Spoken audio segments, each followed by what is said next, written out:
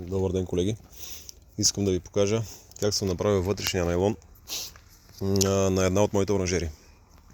Тук в тази оранжерия миналата година нямах изградена конструкция за вътрешен найлон и найлона беше монтиран директно върху теловете.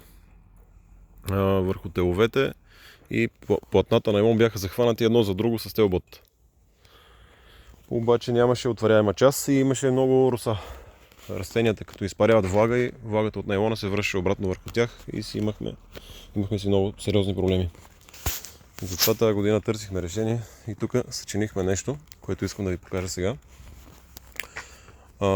Това, което сме направили е като обикновена къщичка, къде масло се прави по оранжерите. Тук отгоре заварена тръба на билото, само че различното при нас е, че тук има една тръба, която се явява манивела, която е заварена от край в край и ето тук така е направена, найлона е захванат за нея. Тук чрез тия рамена, сложили сме рамена, за да не се налага да се ползва стълба, която се отваря и затваря, за да може да избегнем проблема с росата. През деня като се стопли, отваряме отгоре, така, отваряме отгоре, росата излиза нагоре. Като отворим проветрителите, може да проветряваме само през това отгоре и през проветрителите. Така, сега ще ви покажа по какъв начин се отваря.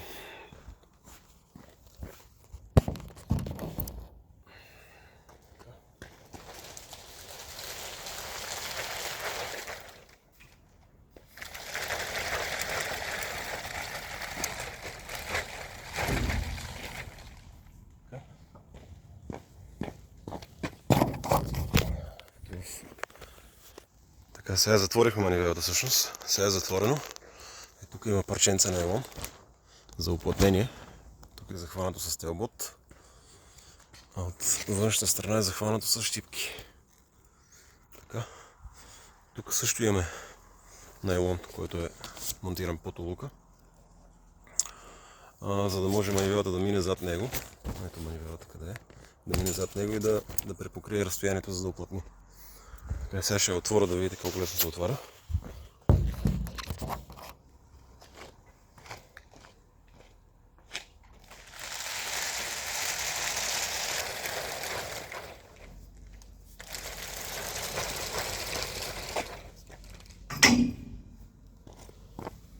Сега отворихме нашата манивела. Ето виждате колко лесно става и тези от вас, които се занимават с производство на ранна реколта, знаят какъв огромен проблем е росата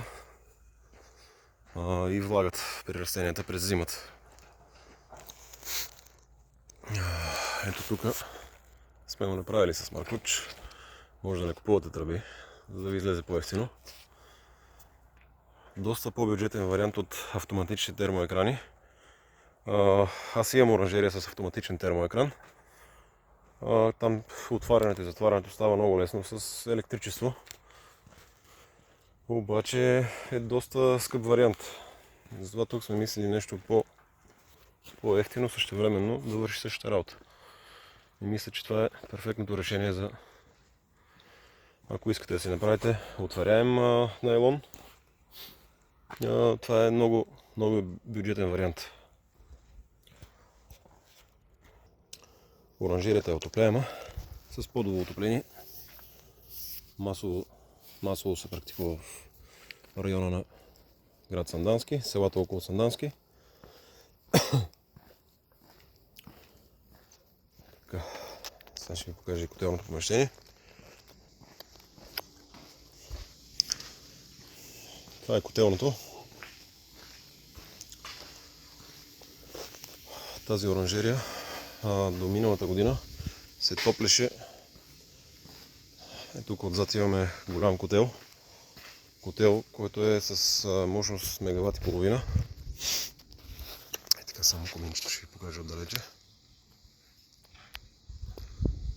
С този котел топлехме тази тук оранжерия, тази и тази. Обаче, когато беше много студено, котела на трите оранжерии не можеше да наваксва, не можехме да държим добра температура и затова решихме тази оранжерия е като най-отдалечена от големия котел. Решихме да й направим самостоятелно котелно, което да захранва само нейните нужди. Тези двете котлета са ви познати от Петричката фирма на Гошо, Енергокамини.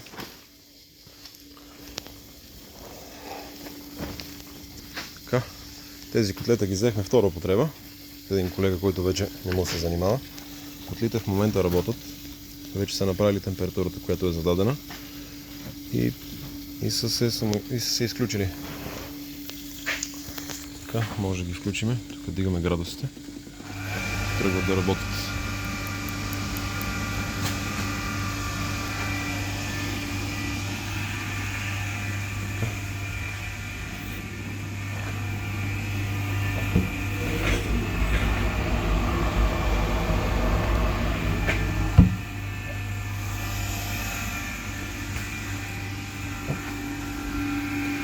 Още не се е запалил.